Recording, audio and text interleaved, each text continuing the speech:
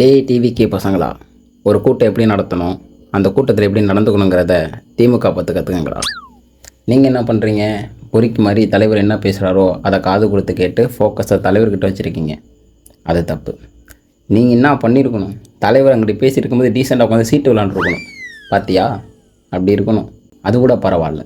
கடமை, கண்ணியம், கட்டுப்பாடுன்னு பேசிக்கிட்டு இருக்கும்போது சைடு கேப்பில் செடியில் ஒட்டிட்டு போனால் பார்த்தியா, அதான்டா தொண்டை. தலைவன் 8 அடி பாய்ஞ்சா தொண்டை 16 அடி பாய்வான். அதுக்கு எடுத்துக்காட்டு திமுக தொண்டை. ஆனால் நீ பொறுக்கி மாதிரி மீட்டிங் முடிஞ்சதுக்கப்புறம் அந்த சேர் எடுத்து அடுக்கி வைக்கிற, அந்த இடத்த க்ளீன் பண்ணி கொடுக்குற. இதெல்லாம் மாடா பண்ணுவாங்க? என்னதான் இருந்தாலும் பெரிய மனுஷன் தான், சின்ன பையில தான் நினைக்கலாம். அடுத்து விசிகா மீட்டிங் பார்த்தீங்களா? டீசெண்டாக 4 சேரை உடைச்சோமா, 2 சேரை தூக்கி தலையில் வச்சோமா, கம்பியெல்லாம் சுருட்டி வச்சோமா, 2 டீ பிளேட் எடுத்து இடுப்பில் சொன்னோமான்னு நீட்டாக போயிட்டு இருந்தானுங்க. ஆனால் நீங்கள் என்ன பண்ணீங்க? அங்கே இருக்க பொதுமக்களுக்கு தண்ணி கொடுக்குறது, அங்கே இருக்க பெண்களுக்கு பாதுகாப்பு கொடுக்குறதுன்னு பொறுக்கி மாதிரி நடந்துக்கிட்டீங்களா சின்ன பசங்களா. இனிமேல் அடுத்த மீட்டிங் எப்படி நடந்துக்கணுங்கிறத திமுக பார்த்து கற்றுக்குங்க.